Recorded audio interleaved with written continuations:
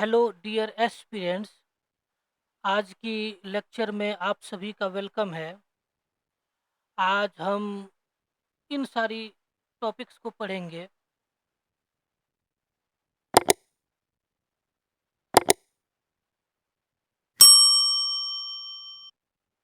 आज की जो टॉपिक्स हैं वो है पार्लियामेंट की कौन कौन सी पावर्स एंड फंक्शंस हैं, जैसे कि लेजिस्लेटिव पावर हो गई, क्या एग्जीक्यूटिव पावर्स कौन सी होती हैं, फाइनेंशियल पावर्स, कंस्टिट्यूएंट पावर्स जानेंगे हम, जुडिशियल पावर क्या क्या है पार्लियामेंट के पास, इलेक्टोरल पावर क्या है, और भी जो दूसरी पावर्स हैं उनको जानेंगे। और जो है पार्लियामेंट किस तरह से फेल हो जा रही है गवर्नमेंट और एडमिनिस्ट्रेशन पे कंट्रोल रखने में, वो जानेंगे। राज्यसभा की जो है क्या पोजीशन है लोकसभा के रेस्पेक्ट में, वो जानेंगे। जैसे कब जो है राज्यसभा के पास लोकसभा के इक्वल ही पावर होती है, कब जो है राज्यसभा के पास लोकसभा से कम पावर होती है यानी अनइक्वल पावर होती है, और किन केसेस में राज्यसभा के पास जो है स्पेशल पावर होती हैं जो लोकसभा के पास नहीं होती हैं, जो स्पेशल पावर्स। पार्लियामेंट्री प्रिविलेजेस क्या होती हैं वो जानेंगे, जैसे कि कलेक्टिव प्रिविलेजेस जानेंगे, इंडिविजुअल प्रिविलेजेस जानेंगे। पार्लियामेंट की ब्रीच ऑफ प्रिविलेजेस क्या होती हैं, और हाउस की कंटेम्प्ट कब लगाई जाती है वो जानेंगे। और इंडिया की जो पार्लियामेंट है वो कितनी सॉवरीन है, या वो ब्रिटेन की पार्लियामेंट से कितनी सॉवरीन है, उसका हम देखेंगे। उससे पहले ये जो टेलीग्राम का पेड चैनल है आप उसे ज्वाइन कर लीजिए। इसका मैंने डिस्क्रिप्शन में लिंक दे रखा है। ये पेड चैनल जो है ₹103 में अवेलेबल होती है। इसी में आपको डेली क्लासेस के जो नोट्स हैं वो मिलते हैं, और इसके वीडियोज़ मिलते हैं, और एडिशनल इन्फॉर्मेशन क्लासेस के बारे में ये सारी डिटेल्स जो है इस टेलीग्राम के चैनल पे मिलती हैं, जिसमें आपको एमसीक्यू मिलते हैं चैप्टर वाइज, जिसे आप जैसे ही लेक्चर अटेंड कर लें उसके बाद जो है आप क्वेश्चन को सॉल्व करें, ताकि ये जो टॉपिक है, ये जो चैप्टर है आपका कम्प्लीटली पूरा हो जाए और आपको इसमें किसी भी तरह का प्रॉब्लम ना रहे, कोई भी क्वेश्चंस ना रहे। आगे बढ़ते हैं। इससे प्रीवियस लेक्चर में हमने जो भी पढ़ा था उसका रिवीजन कर लेते हैं। हमने इससे पहले के लेक्चर्स में जाना था कि लेजिस्लेटिव प्रोसीजर्स क्या है पार्लियामेंट की, जैसे पब्लिक बिल्स और प्राइवेट बिल्स में क्या डिफरेंसेस हैं वो जाना था। ऑर्डिनरी बिल्स क्या होती हैं और उनका पासिंग जो है पार्लियामेंट में किस तरह से पास किया जाता है वो जाना था। मनी बिल्स क्या होती हैं और ये हाउसेज में किन डिफरेंट प्रोसेस से पास की जाती हैं, और लोकसभा के पास मनी बिल के रिगार्डिंग किस तरह से स्पेशल पावर होती हैं। और फाइनेंशियल बिल्स को हमने जाना था कि फाइनेंशियल बिल्स किस तरह से पेश की जाती हैं हाउस में। जॉइंट सीटिंग के बारे में जाना था, दोनों हाउसेज की जो जॉइंट सीटिंग बुलाई जाती है किन केसेज में बुलाई जाती है, जैसे कि जब भी बिल्स पे डेडलॉक हो जाती हैं उस केसेज में जॉइंट सीटिंग जो है प्रेसिडेंट बुलाते हैं। और इसका प्रोविज़न जो है जॉइंट जॉइंट सीटिंग का आर्टिकल 108 में की गया है। और जॉइंट सीटिंग की जो अध्यक्षता है यानी कि उसको जो प्रिजाइड करते हैं वो स्पीकर करते हैं, और उनके एब्सेंट में डिप्टी स्पीकर, और उनके एब्सेंट में vice chairman of the Rajya Sabha है वो करते हैं। जो राज्यसभा के चेयरमैन हैं यानी कि जो वाइस प्रेसिडेंट हैं, वाइस प्रेसिडेंट ऑफ इंडिया, वो किसी भी सूरत में जॉइंट सीटिंग की अध्यक्षता नहीं करते हैं, क्योंकि वो किसी भी हाउस के मेंबर नहीं होते हैं। और ये जो तीनों लोग हैं, स्पीकर हैं, डिप्यूटी स्पीकर है, वाइस चेयरमैन, ये हाउसेज के मेंबर्स होते हैं और यही जो है जॉइंट सिटिंग को प्रिसाइड कर सकते हैं। और पब्लिक बिल और प्राइवेट बिल्स में हमने ये जाना था कि पब्लिक बिल्स जो हैं वो सिर्फ मिनिस्टर ही जो है हाउस में इंट्रोड्यूस कर सकते हैं। हालांकि प्राइवेट बिल के केस में कोई भी मेंबर हो, मिनिस्टर्स को छोड़ के, वो जो है हाउस में बिल्स को ला सकते हैं। और पब्लिक बिल्स के केस में 7 डेज से पहले नोटिस दी जाती है कि अगर बिल को पेश करना है तो उससे पहले हाउस को 7 दिन से पहले अवगत करानी पड़ती है। और प्राइवेट बिल के केस में ये जो टाइम पीरियड है, ये 1 मंथ का है। मनी बिल के केस में क्या है कि मनी बिल जो है सिर्फ लोकसभा में ही इंट्रोड्यूस की जा सकती है। राज्यसभा इस पे ना ही अमेंड कर सकती है और ना ही इस पे वोटिंग कर सकती है। हालांकि राज्यसभा जो है मनी बिल्स पे अपने रिकमेंडेशन दे सकती है और ये लोकसभा पे डिपेंड करता है कि चाहे वो राज्यसभा की जो भी रिकमेंडेशन है उसको एक्सेप्ट करे या ना करे। हमने प्रीवियस लेक्चर्स में बजट के बारे में जाना था। इन रेलवे बजट को जो है कब मर्ज किया गया था और किस तरह से मर्ज किया गया था ये जाना था। जैसे कि 2017 में जो है रेलवे बजट को मर्ज कर दिया गया था जनरल बजट के साथ। और कॉन्स्टिट्यूशनल प्रोविजंस क्या क्या है बजट के बारे में ये जाना था। जैसे कि ये प्रेसिडेंट की रेस्पॉन्सिबिलिटी बनती है कि एवरी ईयर्स जो है बजट को पेश करवाए हाउसेज में, पार्लियामेंट में। और जो भी डिमांड्स फॉर ग्रांट्स होती हैं जो बजट्स में मांगी जाती हैं, यानी कि पैसे मांगे जाते हैं पार्लियामेंट से कि वो कंसोलिडेटेड फंड ऑफ इंडिया से खर्च की जा सके, इसके लिए जो है पहले प्रेसिडेंट से परमिशन लेनी होती है। बिना प्रेसिडेंट के परमिशन के डिमांड्स और ऑफ ग्रांट्स पे वोटिंग वगैरह नहीं की जा सकती है।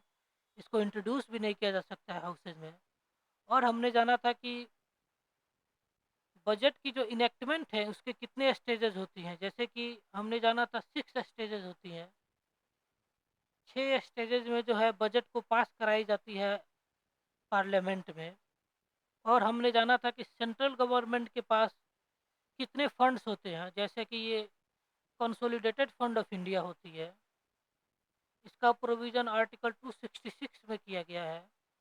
पब्लिक अकाउंट्स ऑफ इंडिया होती है, इसका भी प्रोविज़न आर्टिकल 266 में ही किया गया है। और ये जो कंटेंजेंसी फंड ऑफ इंडिया होती है, इसका प्रोविज़न आर्टिकल 267 में किया गया है। ये जो 266 है, यानी कि 6 जो है 2 बार है। और ये जो डबल 6 है, इसका मतलब ये हो गया कि आप याद रखेंगे कि 2 फंड्स जो है ये आर्टिकल अपने अंदर समाहित करता है। एक कंसोलिडेटेड फंड ऑफ इंडिया और दूसरी पब्लिक अकाउंट्स ऑफ इंडिया। और ये क्या होती है ये भी हमने प्रीवियस लेक्चर्स में डिटेल से जाना था। और आज के जो लेक्चर्स में जो भी टॉपिक्स हैं उनको आज हम देख लेंगे। जैसे कि पार्लियामेंट की जो रूल्स एंड फंक्शंस है वो कौन कौन सी हैं। लेजिस्लेटिव फंक्शंस हैं, एग्जीक्यूटिव्स है, फाइनेंशियल है, कॉन्स्टिट्यूएंट पावर्स है, लेजिस्लेटिव पावर्स है, इलेक्टोरल पावर है, और भी जो दूसरी तरह की पावर्स हैं वो जानेंगे। लेजिस्लेटिव पावर्स क्या क्या है पार्लियामेंट के पास ये जानते हैं। जैसे कि पार्लियामेंट का जो प्राइमरी फंक्शन है वो है कि कंट्री के लिए पार्लियामेंट लॉ बनाए, ये इसकी प्राइमरी फंक्शन है। और पार्लियामेंट के पास जो है एक्सक्लूसिव पावर है कि वो जो यूनियन लिस्ट है उनमें जो भी सब्जेक्ट्स दी गई हैं उनमें जो है लॉ बनाने का। और जो भी रेसिडुअरी सब्जेक्ट्स हैं, यानी कि वैसे सब्जेक्ट्स जो ना ही यूनियन लिस्ट में दी गई हो और ना ही स्टेट लिस्ट में और ना ही जो है कंकरेंट लिस्ट में, जो भी सब्जेक्ट्स बच जाती हैं इन तीनों लिस्ट से वो रेसिडुअरी सब्जेक्ट्स कहलाती हैं। और उन पे जो लॉ बनाने की जो पावर है वो पार्लियामेंट के पास है। और जो कंकरेंट लिस्ट में सब्जेक्ट्स हैं उनमें लॉ बनाने का जो पावर है, वो स्टेट्स के पास भी है और पार्लियामेंट के पास भी है। लेकिन अगर दोनों के द्वारा जो भी लॉ बनाई जाती हैं, उन केस में अगर डिसएग्रीमेंट हो जाता है या कॉन्फ्लिक्ट हो जाती है, उस केस में जो पार्लियामेंट की जो द्वारा जो भी लॉ बनाई गई है, वो वैलिड होती है और उन्हीं को इम्प्लीमेंट की जाती है। हालाँकि पार्लियामेंट के पास जो है स्टेट लिस्ट में भी जो भी सब्जेक्ट्स दी गई हैं, उनमें भी लॉ बनाने की पावर है, लेकिन ये जो है एबनॉर्मल सर्कमस्टेंसेज में है, यानी कि नॉर्मली जो है पार्लियामेंट स्टेट लिस्ट में नहीं बना सकती है, लेकिन 5 जो हैं, वो एबनॉर्मल सर्कमस्टेंसेज हैं। इन सर्कमस्टेंसेज में पार्लियामेंट लॉ बना सकती है। जैसे ये 5 जो है सर्कमस्टेंसेज में जो है पार्लियामेंट लॉ बना सकती है स्टेट सब्जेक्ट्स में। जैसे कि अगर राज्यसभा जो है एक रेजोल्यूशन के द्वारा पार्लियामेंट को ये ऑथराइज करे कि आप इन सब्जेक्ट्स में लॉ बना सकते हैं, उस केस में जो है पार्लियामेंट लॉ बनाती है। और ये जो राज्यसभा है इस तरह की रेजोल्यूशन को 2/3 की स्पेशल मेजोरिटी से पास करती है रेजोल्यूशन को। 2/3 की स्पेशल मेजोरिटी का मतलब ये हुआ कि जो एब्सोल्यूट मेजोरिटी है, एब्सोल्यूट मेजोरिटी प्लस 2/3 मेंबर्स जो हैं, वो हाउस में प्रेजेंट होने चाहिए और वोटिंग में पार्टिसिपेट करने चाहिए। और सेकंड है कि अगर नेशनल इमरजेंसी लगाई गई हो कंट्री में, उस केस में पार्लियामेंट जो है स्टेट के सब्जेक्ट्स में लॉ बनाती है। इस केस में नेशनल इमरजेंसी के केस में पार्लियामेंट जो है वो यूनिटरी सिस्टम में चली जाती है। और जब कभी भी 2 और 2 से ज़्यादा स्टेट्स जो हैं ये जॉइंट रिक्वेस्ट करे पार्लियामेंट से कि आप इन स्टेट्स के सब्जेक्ट्स पे लॉ बनाइए, उस केस में पार्लियामेंट लॉ बनाती है। ये याद रखेंगे कि इस केस में जो स्टेट्स हैं वो 2 और 2 से ज़्यादा होनी चाहिए, यानी कि कोई एक स्टेट जो है वो मांग नहीं कर सकती है पार्लियामेंट को कि आप किसी स्टेट के सब्जेक्ट में लॉ बनाएं। और अगर कभी इंटरनेशनल एग्रीमेंट को या इंटरनेशनल ट्रीटीज़ को या कन्वेंशंस को अगर इम्प्लीमेंट करनी हो, इस केस में पार्लियामेंट जो है स्टेट्स के सब्जेक्ट पे लॉ बना सकती हैं। और अगर किसी स्टेट्स में प्रेसिडेंट रूल लागू हो, यानी कि प्रेसिडेंट रूल जो है आर्टिकल 356 के तहत लगाई जाती है स्टेट्स में, अगर ये लागू हो, उस केस में जो है पार्लियामेंट जो है स्टेट्स के सब्जेक्ट पे लॉ बना सकती है। और जो प्रेसिडेंट के द्वारा ऑर्डिनेंस जारी की जाती हैं, प्रेसिडेंट के पास ऑर्डिनेंस जारी करने का जो प्रोविज़न है, वो आर्टिकल 123 यानी कि 123 में किया गया है। इसके तहत प्रेसिडेंट जो है जब भी हाउसेज़ रिसेस में हो, यानी कि पार्लियामेंट के जो दोनों हाउसेज़ हैं, उनकी सीटिंग्स ना हो रही हों, उन केस में प्रेसिडेंट जो हैं ऑर्डिनेंस लाते हैं। और ये जो ऑर्डिनेंस जो है इनका अप्रूवल ज़रूरी होता है पार्लियामेंट के द्वारा। जब भी पार्लियामेंट अपनी रीअसेंबली करती है, यानी कि जब भी बैठकें बुलाती हैं, उनके 6 वीक्स के दौरान जो है पार्लियामेंट को इन ऑर्डिनेंस को अप्रूव करना होता है। अगर 6 वीक्स के अंतर्गत अगर पार्लियामेंट अप्रूव न करे ऑर्डिनेंस को, तो वो ऑर्डिनेंस डेड हो जाता है, उनका इम्प्लीमेंटेशन जो है वो कैंसिल हो जाता है। पार्लियामेंट जो भी लॉ बनाती है, वो स्केलेटन के फॉर्म में बनाती है। यानी कि जो पार्लियामेंट के द्वारा लॉ बनाई गई होती हैं, उनमें सिर्फ प्रिंसिपल्स दी जाती हैं। और जो है लॉ क्या कहता है वो सारी चीज़ें दी जाती हैं। डिटेल्स में जो है उनमें सारे रूल्स और रेगुलेशंस नहीं लिखे होते हैं। वो समझिए सिर्फ जो है उनमें बोन्स होते हैं, सिर्फ जो है हड्डियाँ होती हैं, उनमें मसल्स और ऑर्गन्स नहीं होते हैं। पार्लियामेंट के द्वारा जो भी लॉ बनाई जाती हैं, उनमें सिर्फ बोन्स होती हैं, उनमें मसल्स और जो ऑर्गन्स हैं, जैसे हार्ट्स वगैरह हो गए हैं, उन तरह की चीज़ें नहीं होती हैं। ये जो है मसल्स और ऑर्गन्स जो हैं, वो ऐड की जाती हैं, बाद में जब भी लॉ बन जाती हैं, वो मिनिस्ट्रीज़ के द्वारा जो है रिस्पेक्टिव मिनिस्ट्रीज़ के द्वारा ऐड की जाती हैं।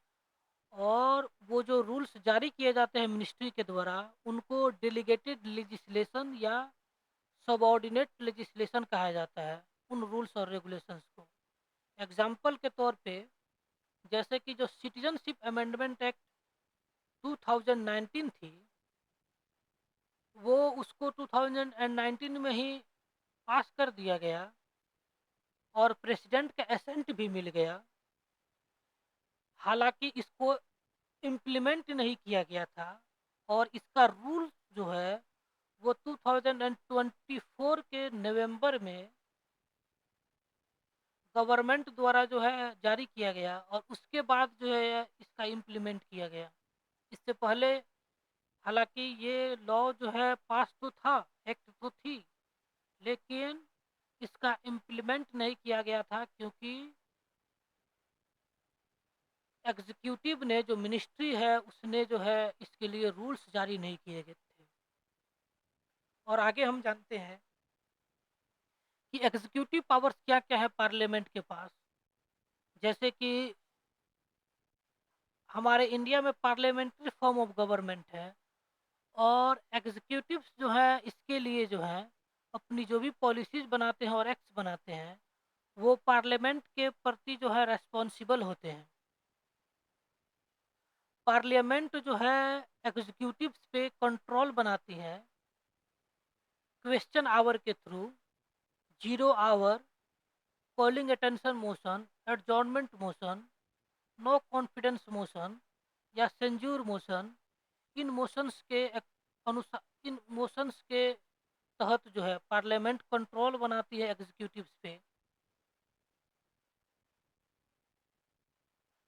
और पार्लियामेंट्स जो है अपनी जो कमिटीज हैं उनकी पार्लियामेंट्स की, जैसे कि public committee on government assurances, committee of subordinate legislation, committee on petitions, इनके थ्रू भी जो है एग्जीक्यूटिव के ऊपर जो है कंट्रोल बनाती है और उनकी एक्टिविटीज़ को सुपरवाइज करते हैं। और देखिए जो पार्लियामेंट है, पार्लियामेंट में जो भी एग्जीक्यूटिव्स हैं वो कलेक्टिव रिस्पॉन्सिबल होते हैं पार्लियामेंट के प्रति। हालांकि लोकसभा के प्रति वो पार्टिकुलरली रिस्पॉन्सिबल होते हैं। यानी कि लोकसभा में नो कॉन्फिडेंस मोशन लाई जाती है और जब ये पास हो जाती है तो मिनिस्टर को रिजाइन करना पड़ता है। और कलेक्टिव रिस्पॉन्सिबिलिटी के साथ साथ जो है इंडिविजुअल जो भी मिनिस्टर्स हैं उनकी इंडिविजुअल रिस्पॉन्सिबिलिटी भी है। यानी कि किसी एक इंडिविजुअल मिनिस्टर जो हैं उनके अगेंस्ट जो है उनकी पॉलिसीज़ को क्रिटिसाइज़ किया जा सकता है, उनके अगेंस्ट जो है सेंज्योर मोशन लाई जा सकती है हाउसेज़ में। हालाँकि इस केसेज़ में जो है मिनिस्टर को रिज़ाइन नहीं करना पड़ता है। काउंसिल ऑफ मिनिस्टर्स जो है उनको लोकसभा में अगर no confidence of motion pass कर दी जाती है, तो उनको रिज़ाइन करना पड़ता है। उनको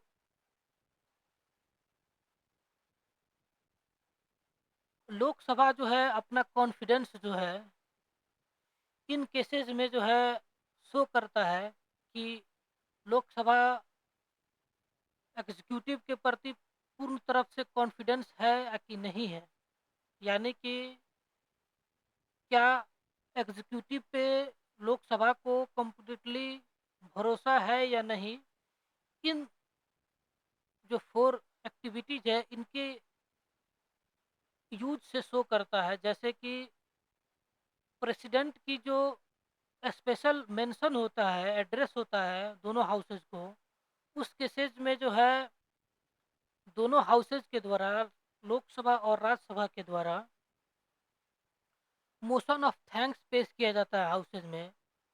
और इनका अगर पास ना हो, इन पे वोटिंग अगर की जाए और ये मोशन पास ना हो, तब जो है गवर्नमेंट को रिज़ाइन करना पड़ता है। और अगर मनी बिल रिजेक्ट हो जाए, उसमें भी जो है लैक ऑफ कॉन्फिडेंस शो हो जाता है लोकसभा में एग्जीक्यूटिव के प्रति। और जो सेंज्यूर या एडजॉर्नमेंट मोशन लाई जाती है अगर हाउसेज में, इसके प्रति भी जो है कॉन्फिडेंस शो किया जाता है। और अगर कट मोशन जो है, अगर वो पास हो जाए, उस केस में भी जो है कॉन्फिडेंस लैक कर जाता है एग्जीक्यूटिव लोकसभा में। और ये जो कट मोशन जो है, प्रीवियस लेक्चर्स में हमने जाना था कि पॉलिसी कट मोशन होता है और जो है स्पेशल कट मोशन होता है, और एक जो है टोकन कट मोशन होता है। ये जाना था पिछली लेक्चर्स में। फाइनेंशियल पावर्स क्या क्या है पार्लियामेंट के बारे में, ये जान लेते हैं। कोई भी टैक्स जो है ना ही लाई जा सकती है और ना ही कलेक्ट की जा सकती है, और ना ही जो है कोई एक्सपेंडिचर जो है कंसोलिडेटेड फंड ऑफ इंडिया से किया जा सकता है, जब तक कि जो है पार्लियामेंट इन चीज़ों का अप्रूवल न दे। इसलिए जो है पार्लियामेंट में बजट को पेश किया जाता है और इसको अप्रूव कराई जाती है। पार्लियामेंट जो है वो जो भी गवर्नमेंट के द्वारा स्पेंड किया जाता है, जो भी पैसे, उसको फाइनेंशियल कमिटी जो होती हैं उनके द्वारा स्क्रूटनी करती है कि गवर्नमेंट ने जो भी पैसे खर्च किए हैं वो क्या सही रास्ते में खर्च किए हैं या गलत रास्ते में, या किसी भी तरह के पैसे का गबन तो नहीं हुआ है। वो सारी चीज़ें जो है फाइनेंशियल कमिटीज देखती हैं। जैसे कि ये जो पब्लिक अकाउंट्स कमेटी है वो देखती है, एस्टिमेट्स कमेटी है, या कमिटी ऑन पब्लिक अंडरटेकिंग्स है, ये देखती हैं। पार्लियामेंट जो है दो तरह से एग्जीक्यूटिव्स के ऊपर जो है फाइनेंशियल कंट्रोल रखती है। एक बजटरी कंट्रोल के थ्रू, एक पोस्ट बजटरी कंट्रोल के थ्रू। जैसे कि बजटरी कंट्रोल ये हो गया कि बजट पेश करने के बाद ही किसी भी तरह की टैक्स लगाई जा सकती हैं या टैक्स को कलेक्ट किया जा सकता है, या जो सेंट्रल गवर्नमेंट की जो कंसोलिडेटेड फंड ऑफ इंडिया है उससे पैसे निकाले जा सकते हैं। ये बजट के थ्रू कंट्रोल किया जाता है। और पोस्ट बजटरी कंट्रोल, जैसे कि जो ये जो पब्लिक अकाउंट्स कमेटी हैं, ये जब कंसोलिडेटेड फंड ऑफ इंडिया से पैसे खर्च कर लिए जाते हैं, उनके बाद जो है ये स्क्रूटनी करती है और रूल ऑफ लैप्स जो है बजट में क्या होता है। जैसे कि एवरी ईयर ये जो बजट पेश की जाती हैं उनमें जितने भी पैसे का एक्सपेंडिचर के लिए प्रोविज़न किया गया है,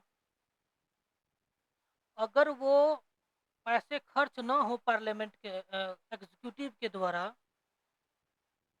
तो वो नेक्स्ट ईयर जो है कैरी फॉरवर्ड नहीं होते हैं, वो लैप्स कर जाते हैं, वो कंसोलिडेटेड फंड ऑफ इंडिया को रिटर्न हो जाते हैं। और जब भी एक्सपेंडिचर से जो भी पैसे बच जाते हैं, उनको होता क्या है कि साल के अंत में, यानी कि ईयर के जो अंत में, जो ईयर का फाइनेंशियल ईयर जो है वो एंड होता है मार्च में, 1 अप्रैल टू 31 मार्च जो है ये फाइनेंशियल ईयर होता है। और ये मार्च में जो भी पैसे बच जाती हैं उनको एकाएक जो है एग्जीक्यूटिव के द्वारा खर्च किए जाते हैं, उसको बोलते हैं मार्च रश। इसमें जो है हेवी एक्सपेंडिचर की जाती है फाइनेंशियल ईयर जब भी क्लोज होने वाली होती है। पार्लियामेंट के पास कौन सी कंस्टिट्यूएंट पावर है, यानी कि पार्लियामेंट जो है कॉन्स्टिट्यूशन में किस तरह से अमेंडमेंट ला सकती है, जैसे कि पार्लियामेंट चाहे तो कॉन्स्टिट्यूशन में कोई भी चीज़ ऐड कर सकता है, या कॉन्स्टिट्यूशन में कोई भी चीज़ें हैं उनमें बदलाव ला सकता है, या कोई भी कॉन्स्टिट्यूशन के प्रोविज़न को रिपील कर सकता है, यानी कि हटा सकता है। जैसे कि हमारा जब कॉन्स्टिट्यूशन अडॉप्ट हुआ, उस समय सिर्फ 8 ही शेड्यूल थे, और वेरियस अमेंडमेंट एक्ट के तहत 4 और शेड्यूल्स को ऐड किया गया, और अभी जो है 12 शेड्यूल्स हैं। और वेरिएशन जो है, जैसे कि प्रियम्बल जो है कॉन्स्टिट्यूशन का पार्ट है, और इसमें चेंजेज लाए गए थे प्रियम्बल में 42nd अमेंडमेंट एक्ट के तहत। और इनमें 3 जो वर्ड्स जो है वो ऐड किए गए थे। एक सोशलिस्ट, इंटीग्रिटी, और थर्ड जो है सेक्युलर। ये तीनों वर्ड्स जो है प्रियम्बल में ऐड किए गए थे। और रिपील का जो है, जैसे कि पार्ट 7 ऑफ द कॉन्स्टिट्यूशन है, उसको 7th अमेंडमेंट एक्ट 1956 के तहत जो है इसको रिपील कर दिया गया, पार्ट 7 को। और अब ये पार्ट 7 जो है कॉन्स्टिट्यूशन का पार्ट नहीं है। पार्लियामेंट जो है कॉन्स्टिट्यूशन को 3 तरीके से अमेंड कर सकती है। ये एक जो है सिंपल मेजोरिटी है, यानी कि जितने भी हाउसेस में मेंबर्स प्रेजेंट हैं उनका 50% से ज़्यादा एफर्मेशन या रिजेक्शन में पार्टिसिपेट करते हैं, तो ये सिंपल मेजोरिटी से होता है। अगर एफर्मेशन में वोटिंग करे तो वो कॉन्स्टिट्यूशन अमेंडमेंट एक्ट पास हो जाता है। और दूसरी जो मेथड है वो स्पेशल मेजोरिटी कहलाती है। इस केस में जो है एब्सोल्यूट मेजोरिटी प्लस 2/3 जो मेंबर्स हैं उनको प्रेजेंट होना होता है, और साथ ही वोटिंग में पार्टिसिपेट करना होता है।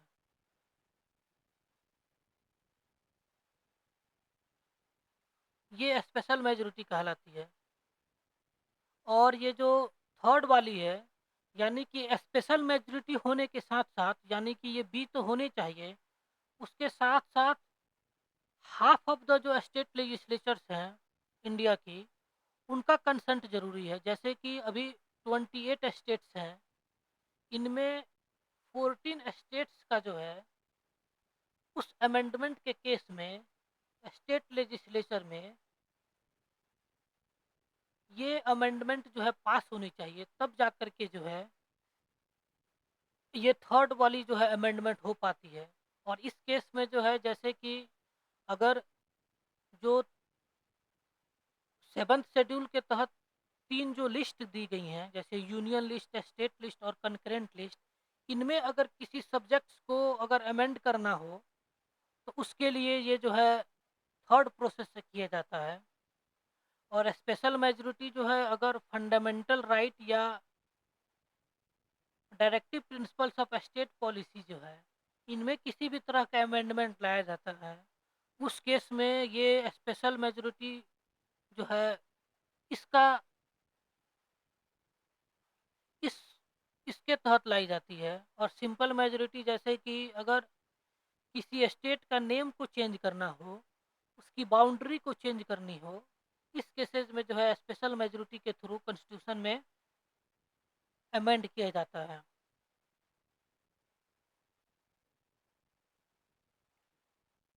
जो कॉन्स्टिट्यूशन को अमेंड करने की जो प्रोसेस है वो सिर्फ जो है पार्लियामेंट के पास है।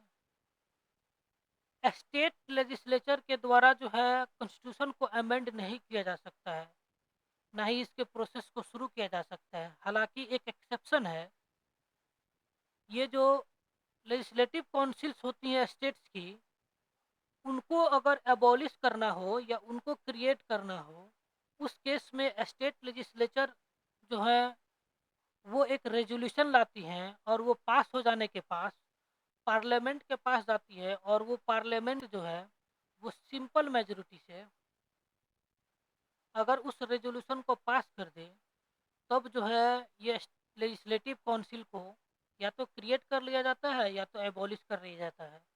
लेजिस्लेटिव काउंसिल का क्रिएशन और एबोलिशन का जो प्रोविज़न है, वो आर्टिकल 169 में दी गई है। और देखिए, ये जो कॉन्स्टिट्यूशन के पास जो पार्लियामेंट के पास जो कॉन्स्टिट्यूशन को अमेंड करने की जो पावर है, वो एब्सोल्यूट पावर नहीं है, यानी कि अनलिमिटेड पावर नहीं है।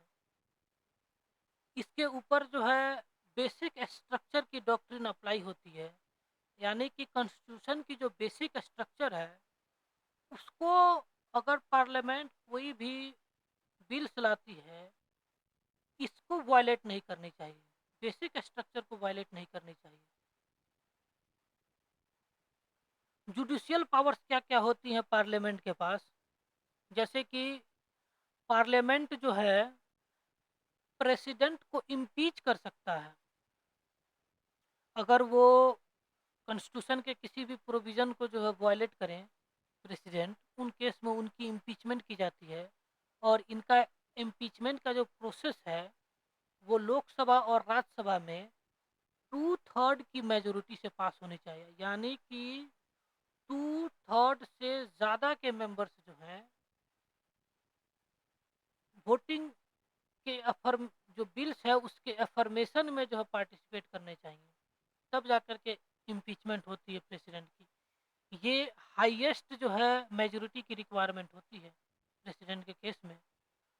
और जो वाइस प्रेसिडेंट को है, उनको अगर भी रिमूव करना हो तो वो पार्लियामेंट के द्वारा रिमूव होते हैं, या सुप्रीम कोर्ट के जजेज हो, हाई कोर्ट के जजेज हो, चीफ इलेक्शन कमिश्नर हो, स्टेट इलेक्शन कमिश्नर हो, या कंट्रोलर एंड ऑडिटर जनरल हो, उनको अगर रिमूव करना हो तो पार्लियामेंट जो है अपने हाउस में रेजोल्यूशन पास करके प्रेसिडेंट साहब को भेजती हैं, और उसके बाद जो है प्रेसिडेंट जो है उनको रिमूव करते हैं। और जो पार्लियामेंट है किसी भी मेंबर को या आउटसाइडर को पनिश कर सकता है, अगर उनके जो प्रिविलेजेस हैं, उनके जो विशेषाधिकार हैं, उनको किसी भी तरह का उल्लंघन किया जाता है या उनका अगर कंटेम्प्ट किया जाता है, उस केस में पार्लियामेंट जो है पनिश कर सकती है। इलेक्टोरल पावर्स क्या क्या है पार्लियामेंट के पास? जैसे कि पार्लियामेंट जो है प्रेसिडेंट का और वाइस प्रेसिडेंट का इलेक्शन कराती है पीआरएसटीवी के through, proportional representation bye means of single transferable votes. और पार्लियामेंट जो है लोकसभा में स्पीकर और डिप्यूटी स्पीकर को चुना जाता है, और राज्यसभा के केस में जो है चेयरमैन या डिप्यूटी चेयरमैन को इलेक्ट किया जाता है। पार्लियामेंट जो है ऑथोराइज करती है कि प्रेसिडेंट और वाइस प्रेसिडेंट का जो इलेक्शन है किस प्रोसेस से किया जाएगा, उसके लिए लॉ बनाती है। या जो दोनों हाउसेज हैं उनका किस तरह से जो है उनमें मेंबर्स को किस तरह से इलेक्ट करना है लोकसभा या राज्यसभा में, ये भी जो है पार्लियामेंट लॉ बनाती है। जैसे कि पार्लियामेंट ने प्रेसिडेंशियल और वाइस प्रेसिडेंशियल इलेक्शन एक्ट बनाई थी 1952 में। इसके तहत प्रेसिडेंट और वाइस प्रेसिडेंट की जो इलेक्शन है उसको कंडक्ट किया जाता है। और रिप्रेजेंटेशन ऑफ पीपल एक्ट 1950 और रिप्रेजेंटेशन ऑफ पीपल एक्ट 1951 जो है पास किया गया। इसके तहत जो है जो लोकसभा और राज्यसभा के मेंबर्स को इलेक्ट किया जाता है। और भी क्या क्या फंक्शन है पार्लियामेंट के पास? जैसे कि बहुत सारे जो नेशनल सिग्निफिकेंस के जो मैटर्स हैं या इंटरनेशनल सिग्निफिकेंस के मैटर्स हैं, उनको डिस्कस की जाती है पार्लियामेंट में। पार्लियामेंट जो है 3 तरह की जो इमरजेंसी है, जैसे कि नेशनल इमरजेंसी, स्टेट इमरजेंसी या फाइनेंशियल इमरजेंसी, इसको अप्रूवल दिलाती है। पार्लियामेंट जो है स्टेट लेजिस्लेटिव काउंसिल को क्रिएट या एबॉलिश करती है।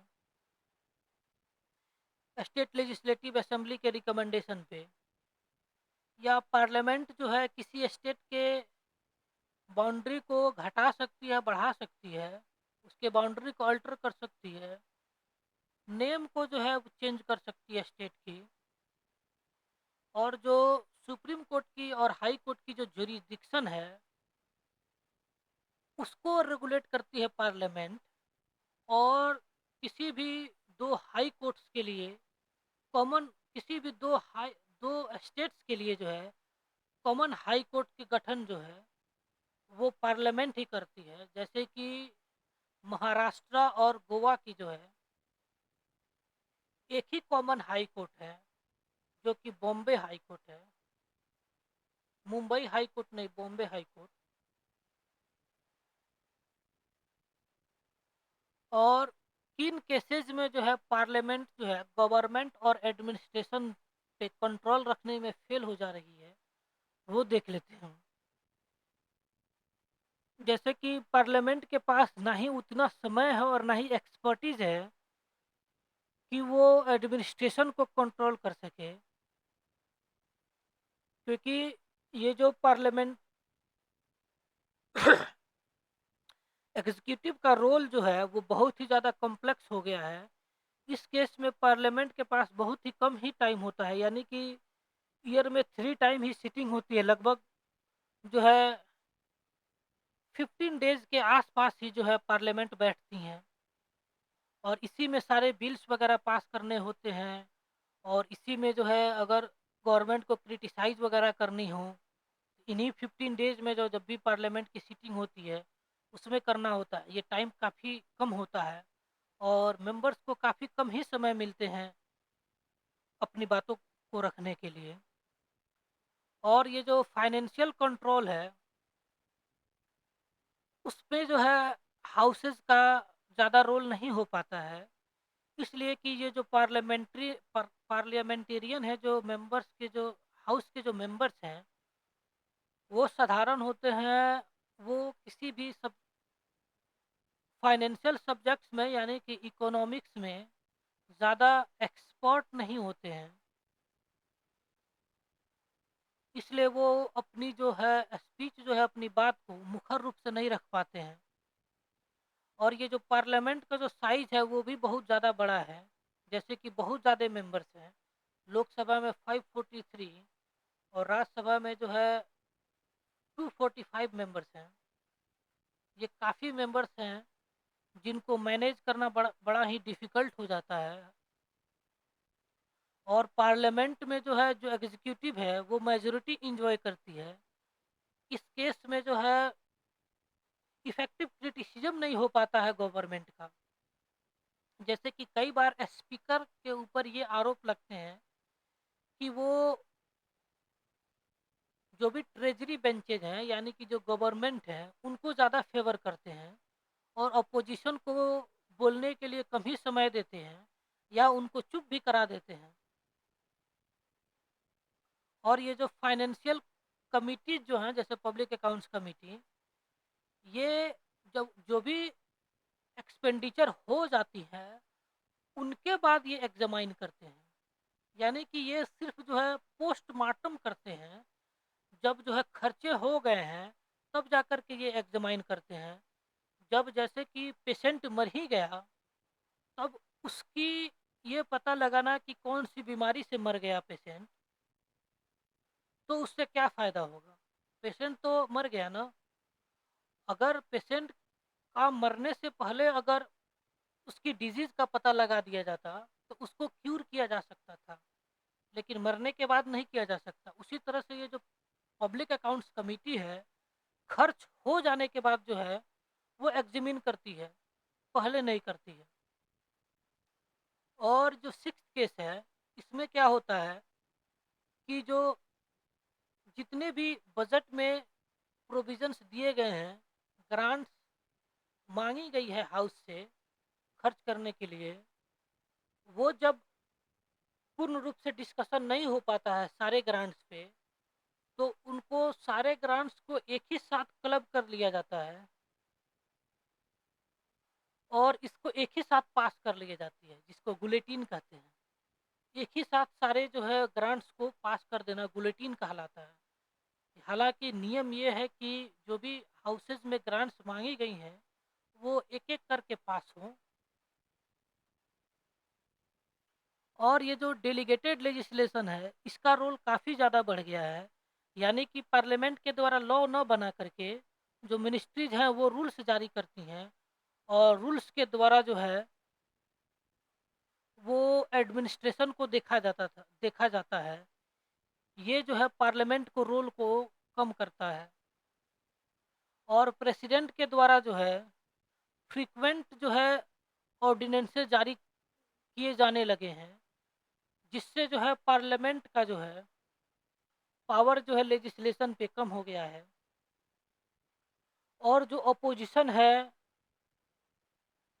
वो भी ज़्यादा स्ट्रॉन्ग नहीं हो पा रहे हैं। वो भी ज़्यादा स्ट्रॉन्ग नहीं है, जैसे कि कांग्रेस जो है उनके पास भी जो है सिर्फ 99 मेंबर्स हैं और इस रेस्पेक्ट में देखा जाए तो गवर्नमेंट के पास जो है, जैसे बीजेपी के पास काफ़ी ज़्यादा मेंबर्स हैं।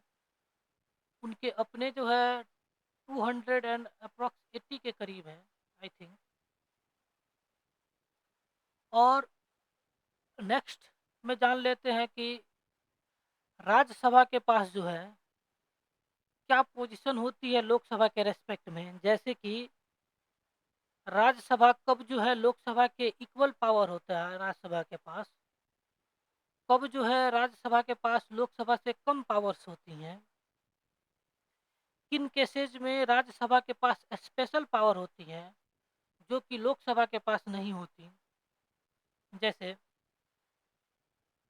राज्यसभा के पास इन केसेज में जो है लोकसभा के इक्वल ही पावर होती हैं, जैसे कि ऑर्डिनरी बिल्स के इंट्रोडक्शन और उनके पासेज में इक्वल ही पावर होते हैं। यानी कि लोकसभा और राज्यसभा दोनों में ऑर्डिनरी बिल्स में सेम ही प्रोसीजर को अपनाई जाती है और कॉन्स्टिट्यूशनल अमेंडमेंट बिल्स जो हैं इन केस में भी जो है दोनों हाउसेज के पास इक्वल पावर होती है। इनको स्पेशल मेजोरिटी से पास किया जाता है दोनों हाउसेज में। फाइनेंशियल बिल्स जो हैं उनका इंट्रोडक्शन और पासिंग में जो है राज्यसभा के पास इक्वल पावर होता है। प्रेसिडेंट को अगर इम्पीच करना हो उस केस में भी राज्यसभा के पास लोकसभा के बराबर ही पावर होता है। प्रेसिडेंट को अगर रिमूव करना हो उस केस में भी, जैसे वाइस प्रेसिडेंट को रिमूव करना हो उस केस में भी इक्वल पावर होता है। लेकिन जो राज्यसभा है उसी में वाइस प्रेसिडेंट को जो रिमूवल का जो रिजोल्यूशन है उसको इनिशिएट किया जा सकता है, उसी में पेश किया जा सकता है और बाद में जो है राज्यसभा से लोकसभा में जाती है। लेकिन पास करने की जो मेजोरिटी है 2/3, वो दोनों हाउसेज में रिक्वायरमेंट होती है।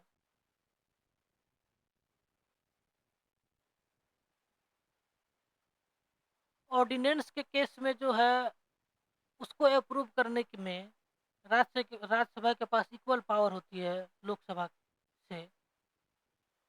और ये जो तीनों जो इमरजेंसीज होती हैं उनका भी अप्रूवल में इक्वल पावर होता है और प्राइम मिनिस्टर के सिलेक्शन में भी जो है इक्वल पावर होता है। क्यों? क्योंकि प्राइम मिनिस्टर जो है वो किसी भी हाउस से हो सकते हैं, चाहे वो राज्यसभा के मेंबर हों, चाहे वो लोकसभा के मेंबर हों या राज्यसभा के मेंबर हों, वो प्राइम मिनिस्टर जो है इलेक्ट हो सकते हैं।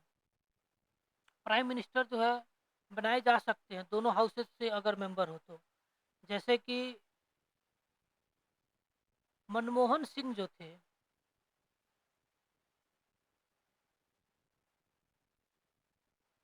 वो 2004 से 2014 तक पीएम थे। वो राज्यसभा के ही मेंबर थे ये दोनों टर्म में, 2004 से 2009 तक और 2009 से लेकर के 2014 तक दोनों टर्म में जो है वो राज्यसभा के ही मेंबर थे। हालांकि अगर कोई व्यक्ति अगर लोकसभा और राज्यसभा का मेंबर न भी हो, वो भी जो है प्राइम मिनिस्टर बन सकते हैं। लेकिन 6 मंथ्स के अंदर अंदर उनको किसी भी एक हाउस का मेंबर बनना कंपल्सरी होता है, वरना उनकी जो मेंबरशिप है प्राइम मिनिस्टर की वो चली जाती है। किन केसेस में राज्यसभा के पास अनइक्वल पावर होती है लोकसभा से, जैसे कि मनी बिल के केस में राज्यसभा जो है मनी बिल्स पे अमेंडमेंट नहीं ला सकती और ना ही उस पे वोटिंग कर सकती है, और उसको मैक्सिमम जो है 14 डेज के लिए विथहोल्ड कर सकता है, उससे ज़्यादा नहीं। अगर उससे पहले अगर राज्यसभा मनी बिल को पास नहीं करती है तो ये 14 डेज का टाइमलाइन जो है ख़त्म होने के बाद ऑटोमेटिकली इसको पास समझा जाता है मनी बिल को। और मनी बिल, कौन सा बिल मनी बिल होगा, ये स्पीकर के पास ही पावर होता है, स्पीकर ही सर्टिफाई करते हैं।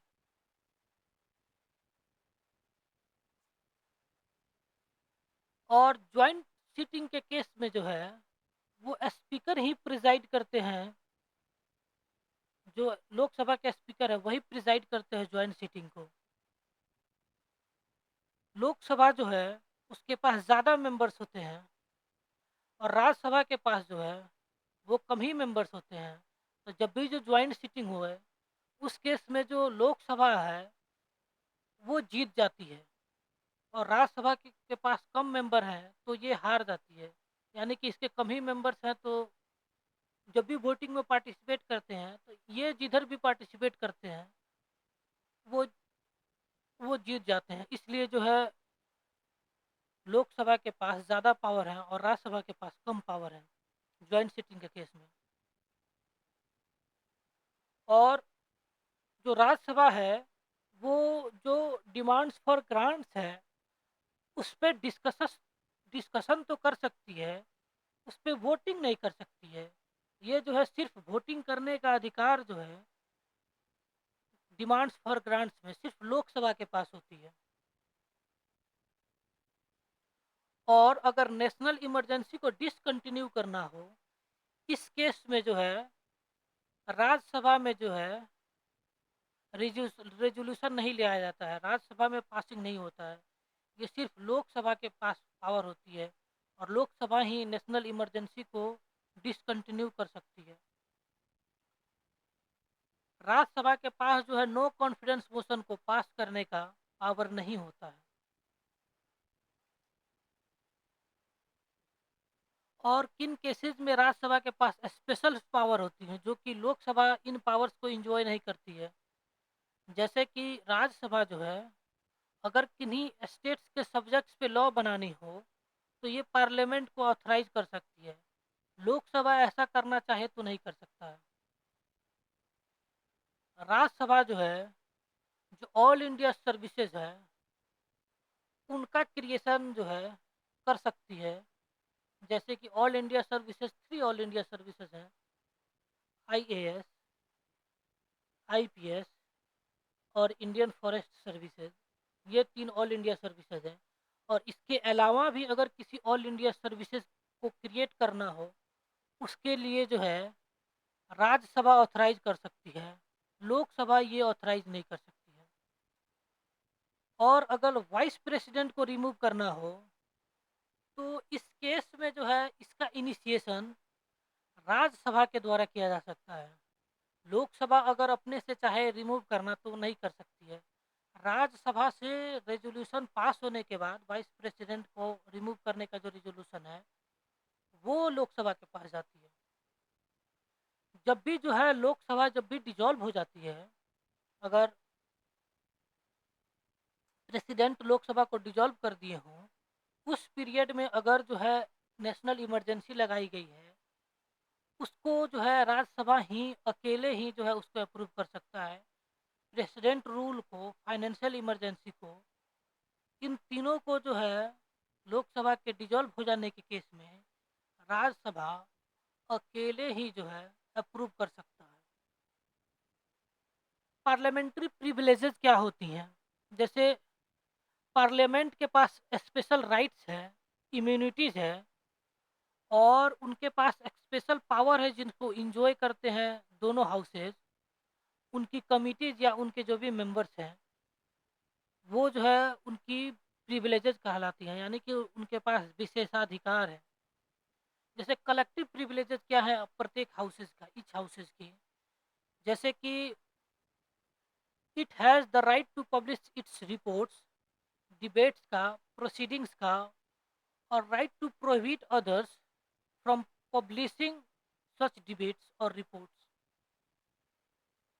और जो हाउसेस चाहे तो स्ट्रेंजर्स को एक्सक्लूड कर सकती हैं प्रोसीडिंग से, यानी कि वो चाहे तो जो गैलरीज में जो दोनों हाउसेस का जो विजिटर्स बैठते हैं उनको डिसअलाउ कर सकती है, या जब भी कोई एक सीक्रेट सीटिंग है उसको बुला सकती है किसी इंपॉर्टेंट मैटर पे। उसमें जो है किसी भी आउटसाइडर का प्रेजेंस नहीं होता है, ना ही उसकी रिकॉर्डिंग्स की जाती है। ये हाउस की कलेक्टिव प्रिविलेजेस हैं।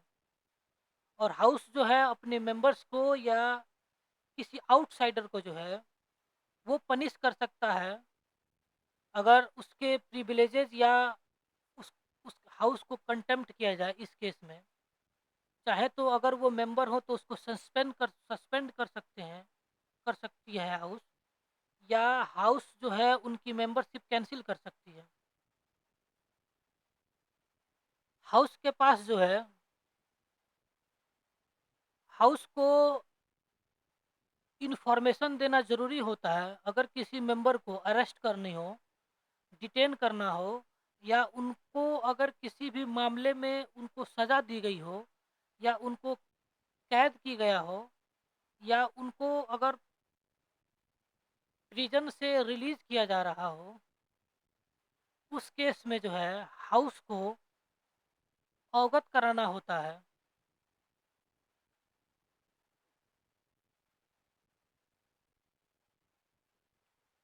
जो भी कोर्ट्स हैं, वो हाउस की जो प्रोसीडिंग्स है उनको क्रिटिसाइज़ नहीं कर सकते हैं, और उनके बारे में जो है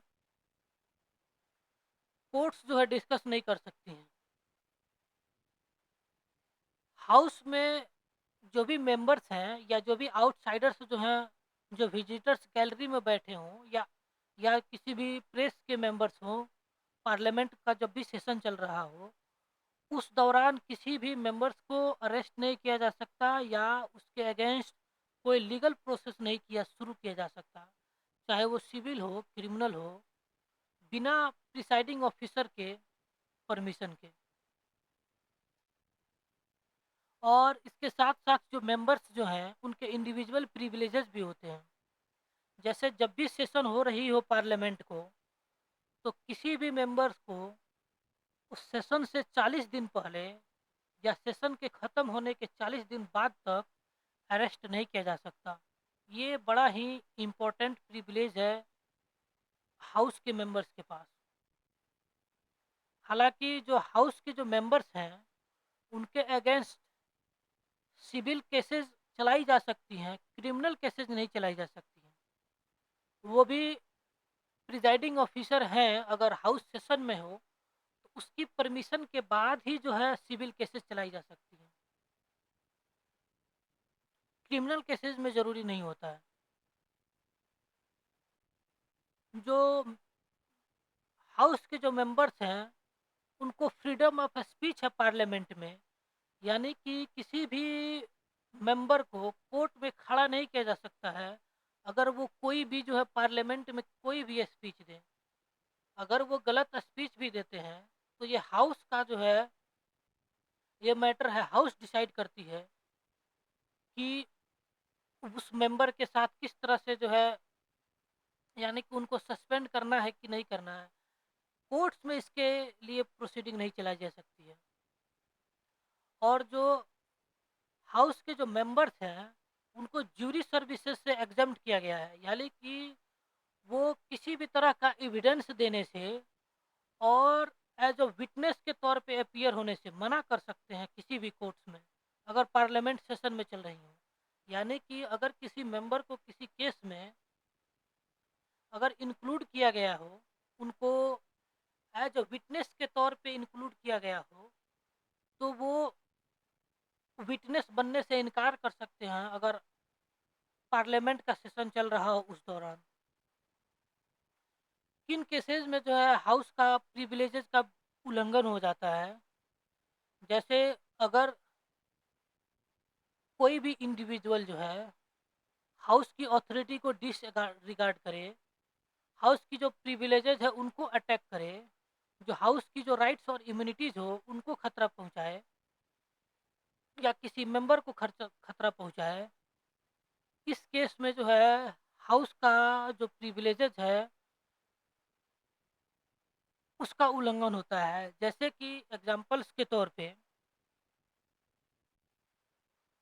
publishing misleading reports about parliamentary proceedings, जैसे 2017 में एक प्रिविलेज मोशन लाई गई थी हाउस में एक जर्नलिस्ट के अगेंस्ट, जिन्होंने जो है मिस रिपोर्टिंग की थी पार्लियामेंट के स्टेटमेंट्स के बारे में,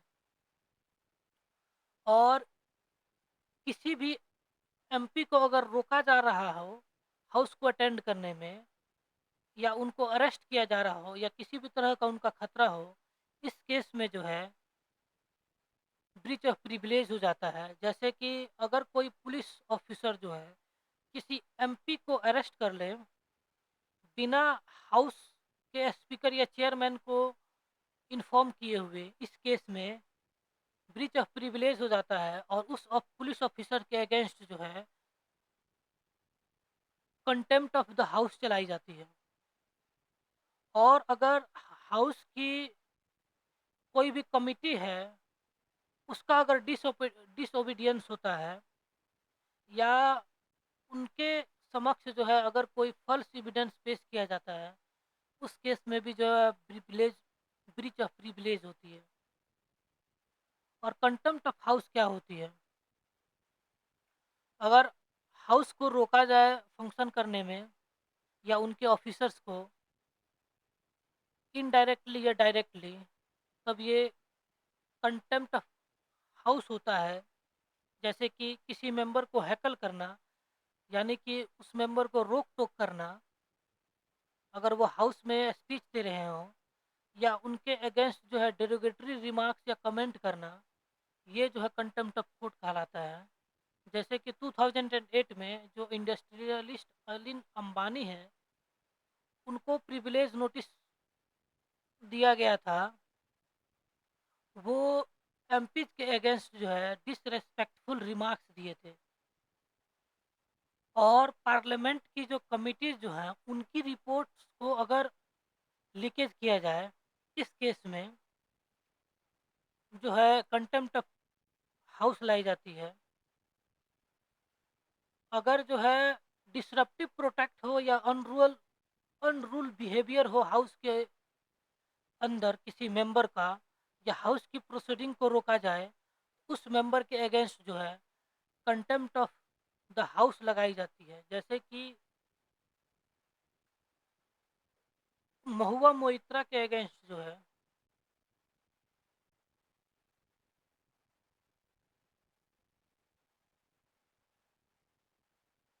कंटेम्प्ट ऑफ द हाउस लाया गया था 2023 में, और उनको जो है हाउस से एक्सपल्ज कर दिया गया, उनकी मेंबरशिप कैंसिल कर दी गई थी, क्योंकि इनके ऊपर आरोप था कि इन्होंने पैसे लिए हैं सवाल पूछने के लिए अपने एक जो है फ्रेंड से। सॉवरिनिटी ऑफ पार्लियामेंट क्या कहलाती हैं? जैसे कि सॉवरिनिटी का मतलब होता है किसी भी तरह का लीगल रेस्ट्रिक्शंस का ना होना पार्लियामेंट की अथॉरिटी और उसके जुरिडिक्शन के ऊपर। जैसे कि ब्रिटेन की जो पार्लियामेंट है वो सॉवरिन बॉडी है, हालांकि जो हमारी इंडिया की जो पार्लियामेंट है उसको कंप्लीट सॉवरिन बॉडी नहीं कहा जा सकता है। क्यों? क्योंकि ये जो चार चीज़ें हैं वो पार्लियामेंट की सॉवरिनिटी पे लिमिट्स लगाते हैं, जैसे कि written nature of constitution, federal system of government, system of judicial review, और फंडामेंटल राइट्स। ये जो है पार्लियामेंट के पावर्स के ऊपर लिमिट्स लगाती हैं। जैसे कि ये जो रिटन नेचर ऑफ कॉन्स्टिट्यूशन है, इसके तहत जो है, जो गवर्नमेंट के 3 ऑर्गन्स हैं, जैसे कि लेजिस्लेचर है, एग्जीक्यूटिव है, जुडिशियरी है, इन तीनों की ऑथोरिटीज और जुरिडिक्शन को डिफाइन किया गया है कॉन्स्टिट्यूशन के अंदर। और इनकी जो भी ऑथोरिटीज और जुरिडिक्शन डिसाइडेड है, उसी के अनुसार इन तीनों को फंक्शन करना होता है। यानी कि पार्लियामेंट को भी जो है इसी के अकॉर्डिंग जो है फंक्शन करना पड़ता है।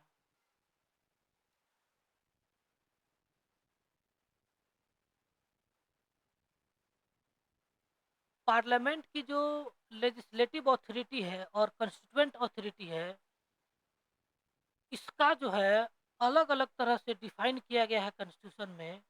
और पार्लियामेंट जो है अलग अलग प्रोसेस से लेजिस्लेटिव अथॉरिटी और उनकी जो कॉन्स्टिट्यूएंट अथॉरिटी है, दोनों को इंजॉय करती है। यानी कि अगर लॉ बनानी हो, ऑर्डिनरी लॉ, उसके लिए अलग प्रोसीजर है। अगर उसको कॉन्स्टिट्यूशन में अगर किसी भी तरह का अमेंड करना हो, इसके लिए अलग प्रोसीजर जो है कॉन्स्टिट्यूशन में दिया गया है। यानी कि पार्लियामेंट जो है जिस तरह से चाहे वो लॉ नहीं बना सकती है। Federal system of government, constitution जो है यूनियन का और स्टेट्स का पावर को जो है डिवाइड किया गया है। यानी कि जो 7th शेड्यूल है,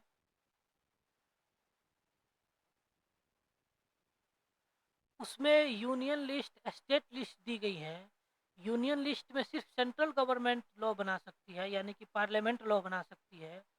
और स्टेट्स लिस्ट में जो है स्टेट्स लॉ बना सकती है। स्टेट्स पार्लियामेंट जो है स्टेट लिस्ट में लॉ नहीं बना सकती है।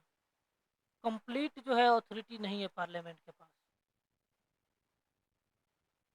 पार्लियामेंट जो है बोथ जो है अपने अलॉटेड स्पेयर्स में ही जो है ऑपरेट करती है। जुडिशियल सिस्टम जो है वो भी जो है पार्लियामेंट को अपनी कंप्लीट अथॉरिटी जो है अपनाने से रोकती है। जैसे कि पार्ल हमारी कंट्री में इंडिपेंडेंट जुडिशियरी है, इसके थ्रू जुडिशियरी जो है पार्लियामेंट के द्वारा जो भी लॉज बनाई गई है उसकी रिव्यू करती है।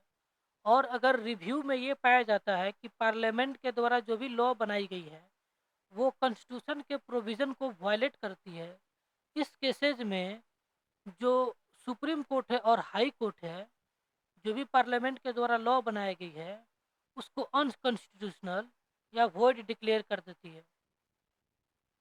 फंडामेंटल राइट्स जो है वो भी पार्लियामेंट के पावर्स को रोकती है। जैसे कि आर्टिकल 13 जो है फंडामेंटल राइट्स का, ये कहती है कि जो पार्लियामेंट है यानी कि जो स्टेट है can not totally take away और abrogate any part of the fundamental rights. और पार्लियामेंट्री लॉ जो भी फंडामेंटल राइट्स को वायलेट करता है, कंट्रावीन करती है, उसको जो है वॉइड करार दिया जा सकता है कोर्ट्स के द्वारा। इस केस में जो इंडिया की जो पार्लियामेंट है वो अमेरिकन जो कांग्रेस है उसी की तरह जो है इंडियन पार्लियामेंट के पास ही सॉवरेनिटी है। यानी कि अमेरिकन कांग्रेस और इंडियन पार्लियामेंट के पास जो भी सॉवरेनिटी है, दोनों की सॉवरेनिटी इक्वल है। ब्रिटिश ब्रिटेन की जो पार्लियामेंट है उसको कौन कौन सी चीज़ें जो है कंप्लीट सॉवरेन बनाती हैं। जैसे कि ब्रिटेन की पार्लियामेंट कोई भी अमेंडमेंट ला सकती है या सब्स्टिट्यूट कर सकता है या रिपेल कर सकता है किसी भी लॉज को। इस केस में जो ब्रिटिश ब्रिटेन के पॉलिटिकल एनालिस्ट है डी लॉल में, उन्होंने ये कहा था कि the British parliament can do everything except make a woman man and a man a woman. यानी कि ब्रिटेन की जो पार्लियामेंट है वो कुछ भी कर सकती है, कोई भी लॉ ला सकती है, सिर्फ जो है वो किसी वुमन को एक मैन नहीं बना सकती है और एक मैन को वुमन नहीं बना सकती। इसके अलावा दूसरी हर चीज़ें कर सकती है ब्रिटेन की पार्लियामेंट। ब्रिटेन की जो पार्लियामेंट के पास जो है कॉन्स्टिट्यूशनल लॉ और ऑर्डिनरी लॉ बनाने का सेम ही प्रोसीजर है, उसके लिए अलग अलग प्रोसेस नहीं है।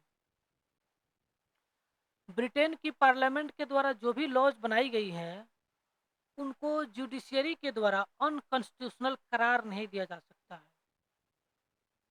ये चीज़ें जो है ब्रिटेन की पार्लियामेंट को सॉवरिन बनाती हैं। हमारे कंट्री में जो है कॉन्स्टिट्यूशन की सॉवरिनिटी है, न कि पार्लियामेंट की। यानी कि कॉन्स्टिट्यूशन जो है सॉवरिन है और पार्लियामेंट जो है सॉवरिन नहीं है। और आज की लेक्चर में बस इतना ही। Thank you very much for